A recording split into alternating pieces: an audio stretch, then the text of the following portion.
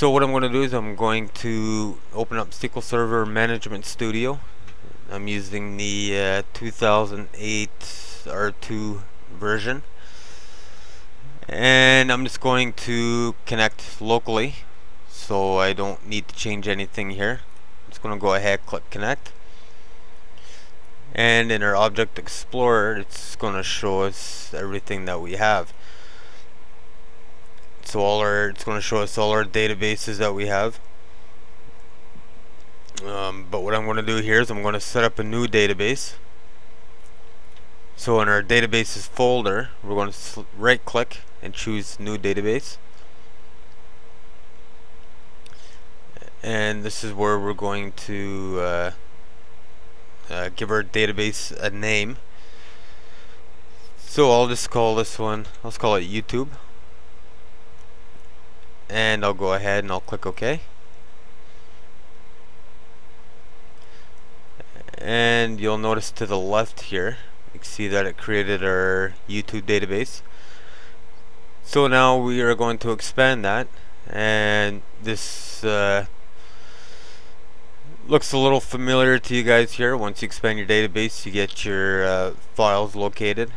These aren't the same files that you get inside of Visual Basic, but the one that we're focused on here is our tables. So if we go into our system tables, there's no tables at all. So we're going to go ahead and we're going to create a table. So I just right clicked on tables and choose new table. And here, let's put in contact ID. So this is quite familiar to you guys. Make an integer. Set the primary key. Identity specification, yes. I'm just going to put in 3 fields here, or 3 columns. Make this one a varchar 50. And I'll do last name. Same thing, varchar 50. And we'll go email address. I'll just leave that one as a varchar 50 as well. Okay, so once I do that, I'm just going to give my table a name. Let's call it contacts. And I'll go ahead, I'll save it.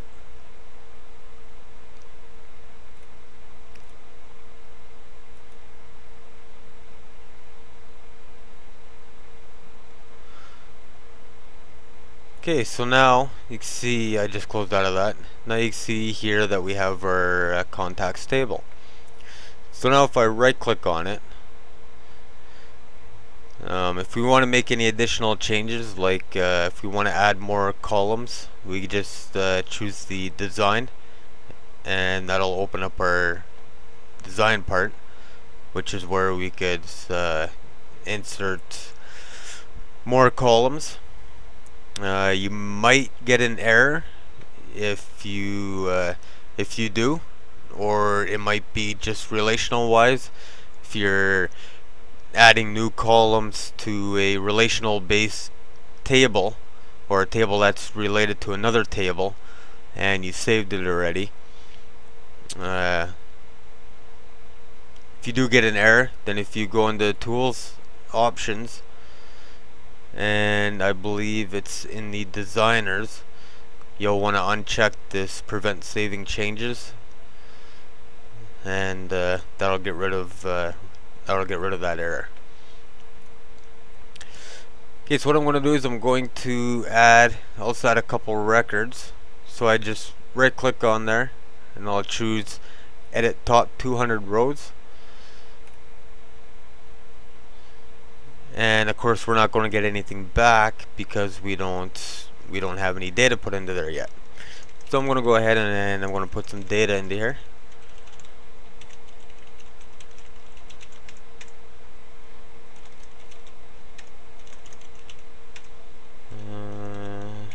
Mail.com, and I'll put in one more.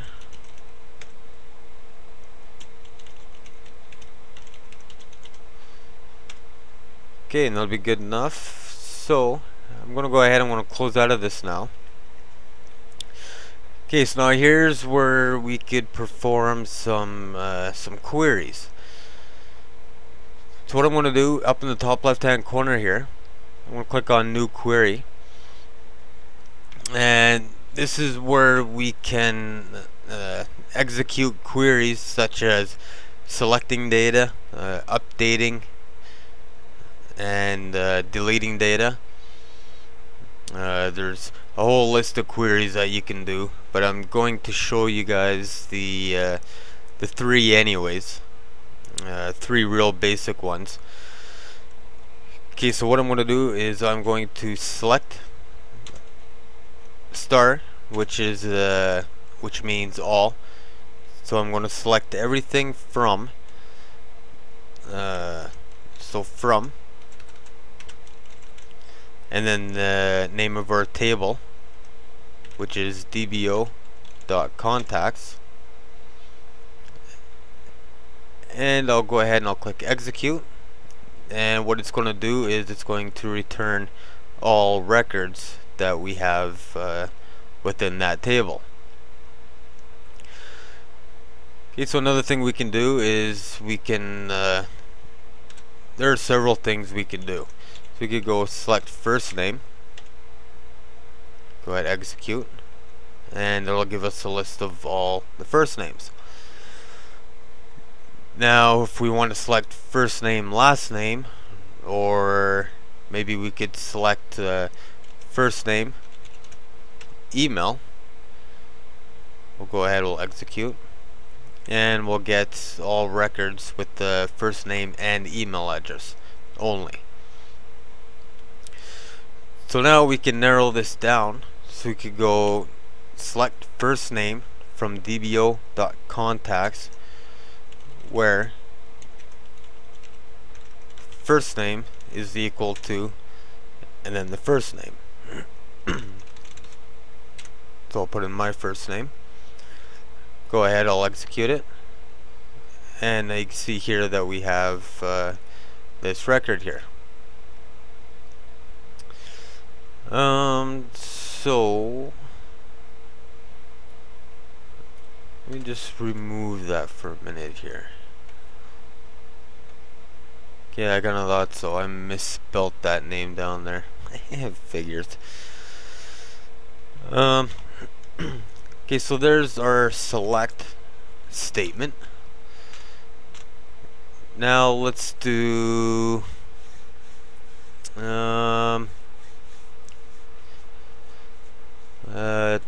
let's do an update statement. Oh, go away. Okay, so I'm just gonna go ahead and I'm gonna select all data. I'll execute it.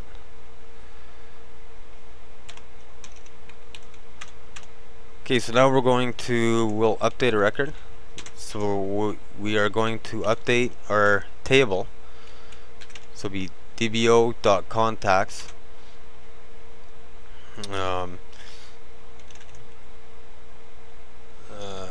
Let's see here. Yeah, okay. Oops.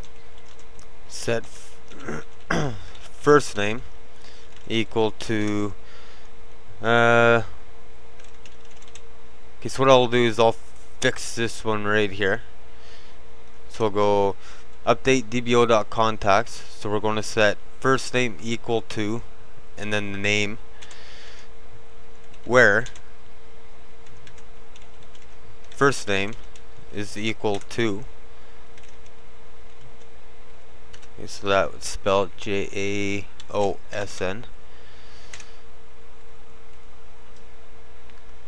Okay, so now I'll go ahead and I will execute that, and you can see in our messages here that one row is affected, meaning that the update was successful.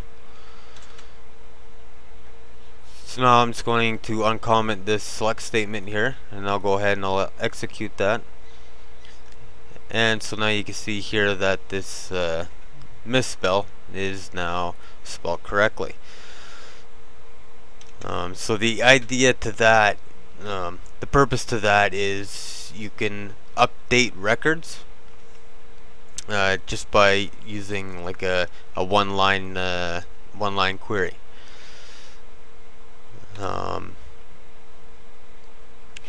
So now maybe there's multiple first names, like you see there.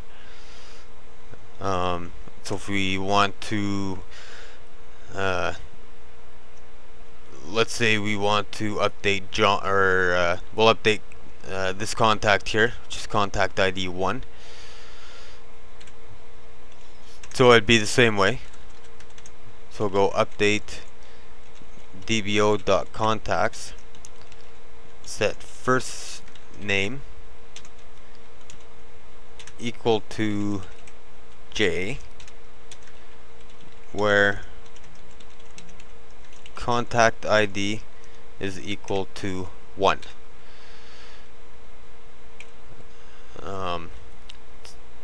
So because there's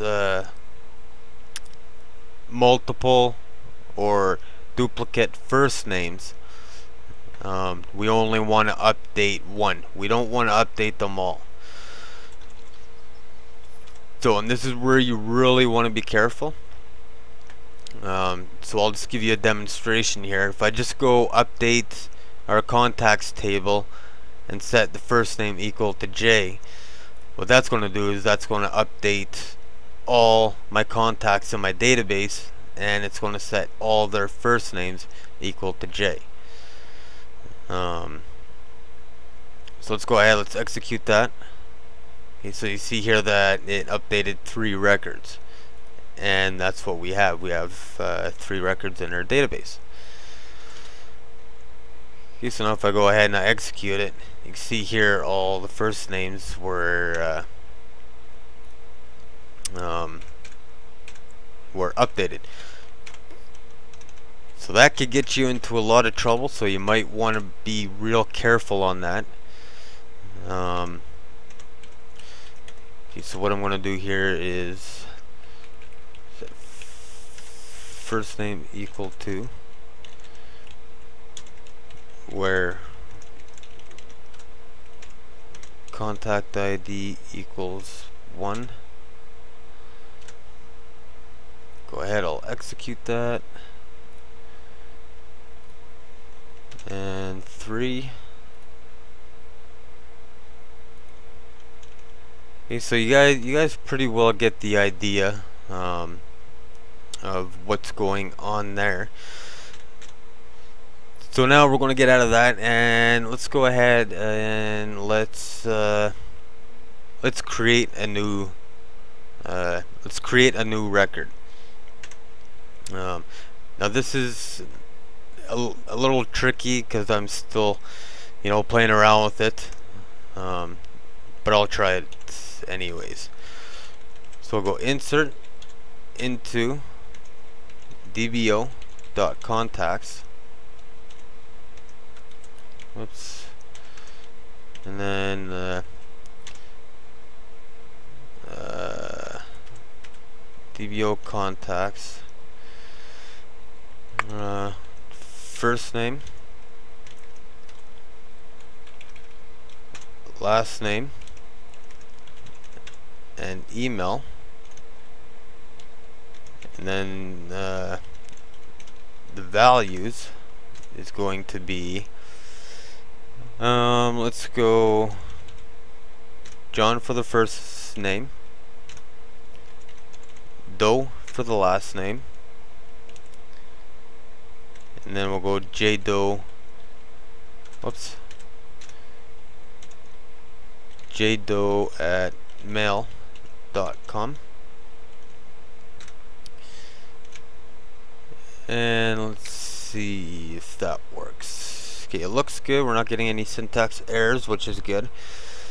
So what you can see is going on here is we are inserting a new record into the name of our table. Now we're specifying the columns that we're going to be inserting into. So we're going to insert into our first name column, our last name column, and our email column. And the values, it's important that you guys understand that these are that these go in order. So we got first name, which is the first one here. So the first name is going to be equal to John, last name is going to be equal to Joe, and email is going to be equal to jdoe@mail.com. So yeah, make sure you guys watch for that as well. So yeah, let's go ahead, let's execute that. And I'm not sure, forgot to comment that out. Let's try and execute. Okay, so now you can see here that we have our fourth record, which is John Doe.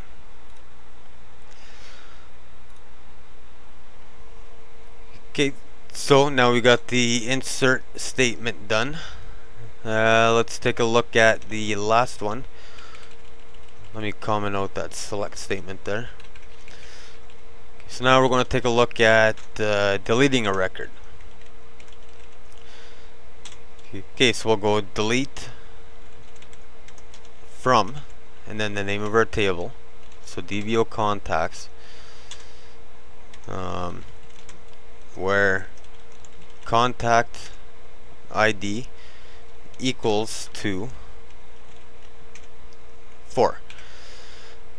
Now this could be like you could delete records by the email address, by the contact ID, whatever you want. Make sure you're careful on that, 'cause as I mentioned before, if you have duplicate first names, if you're going by the first names, then it's going to delete all records with that first name.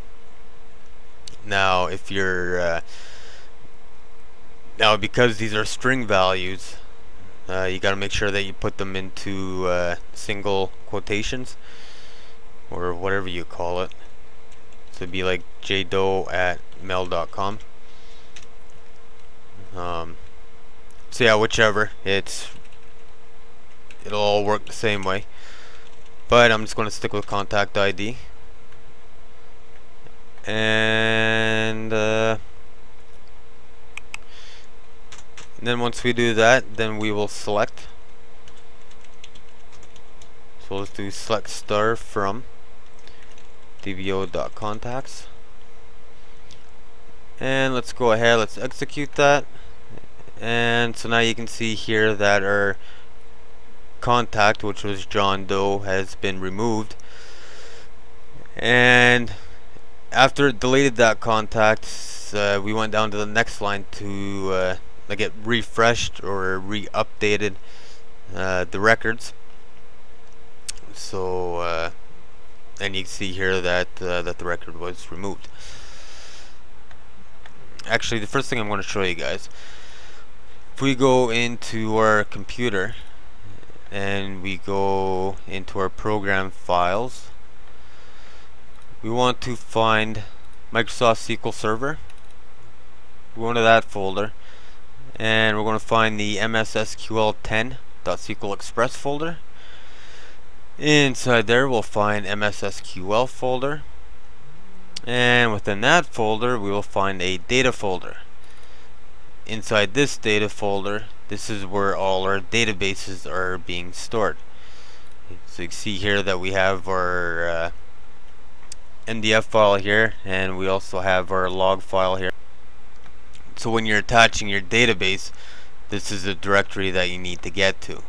Okay, and so what I'm going to do is I'm going to fire up Visual Basic,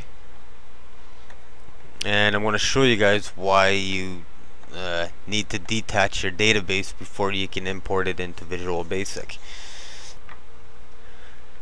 Okay, so I'm just going to leave it as Windows Application 1.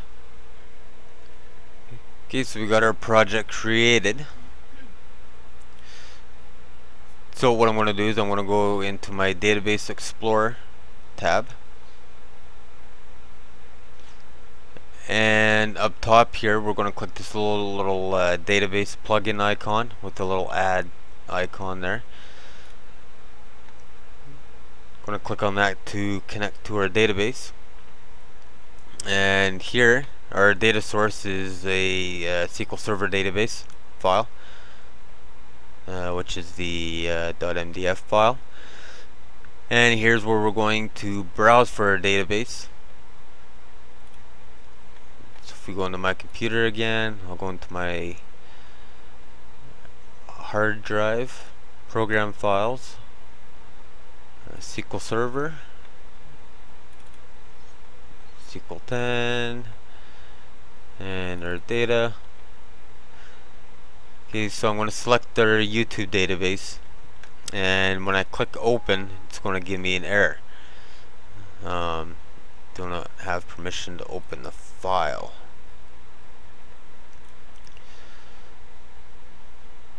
Jump back into SQL Server. Actually, the first thing I need to do. So now I'm going to right click on my database. I'm going to go to tasks, and I'm going to go to detach, and I'll go ahead, I'll click OK, and that's going to detach our database from our project. So if I jump back into Visual Basic again, and I navigate back, go back into our data directory, YouTube, and we'll go ahead, we'll click open, and I see that we're able to add that. So we can test our connection. Really don't need to because we're not doing it remotely.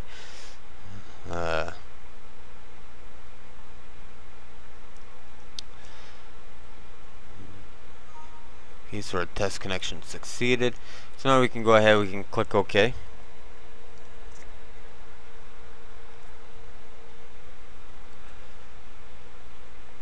And there we go. So now we got our database attached in our Database Explorer. So now if I go and expand that, and I expand our tables, so now if I right click and I open Show Table Data, it'll show us the records that we have. And remember, we didn't do any of this inside of Visual Basic. We did it all within SQL Server Management Studio, and all we did was we just imported our database into our project. So if I go and I add more records here, and I go back into SQL Server Management Studio, and I run a select statement, then it'll show me those newly created records. So that's pretty cool, I think. I don't know about you guys, but I think it is. Okay, so if we open up our data source, and we'll select our database, dataset, and we'll select our YouTube database. Okay, so here, if you select yes, what it's going to do is it's going to copy the database to the project, and it's basically going to duplicate the database. You guys probably know what I mean by that already. So if you add any new contacts, or if you add any new records to the database, or you make any modifications to the database, then if you go and you run queries on the database in your SQL Server Management Studio, you're not going to see any changes take effect, and that's because it's a copy of that database. If you select no, then what it's going to do is it's going to connect with the database. It'll communicate with this database here, so the next time we want to run queries on our Management Studio, then we'll get the up-to-date information. So I'm just going to go ahead, I'm going to click no, I'll click next, So yeah. Okay, so I'm going to select my tables. So I'll go ahead and click finish.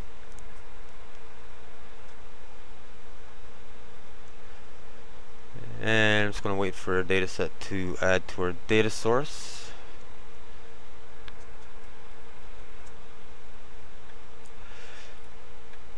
Okay, so I'm not going to do anything fancy here. I'm just going to, let's change it to detailed view, and I'll drop it onto the form.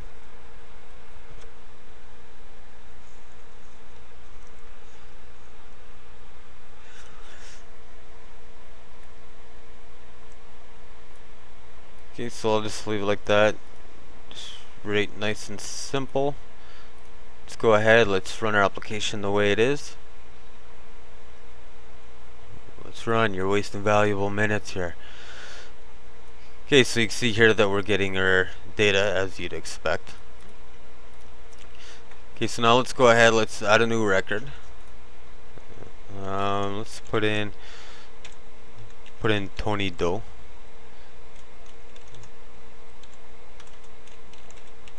Put in TonyD@mail.com. Go ahead, I'll click save. So now you can see here that we have 4 records. Now, see here at contact ID 3, we jump to the next one and it's contact ID 5. Why is that? If you remember, when we ran our delete query, remember when we inserted a new record, the John Doe record, and then we deleted it? That's why we're getting that ID of 5 for it, because we deleted a record. Okay, so we just added that new record. Let's go into our databases folder and we're going to attach. I'm not sure if it's going to let me. I mean, I am working with it, so it's like YouTube. Yeah, maybe it. Oh, it might be because we didn't drop it. That might be why. Okay, so we have our database here. So let's go ahead. Let's create a new query, and we'll just do a quick select. We'll select star from dbo dot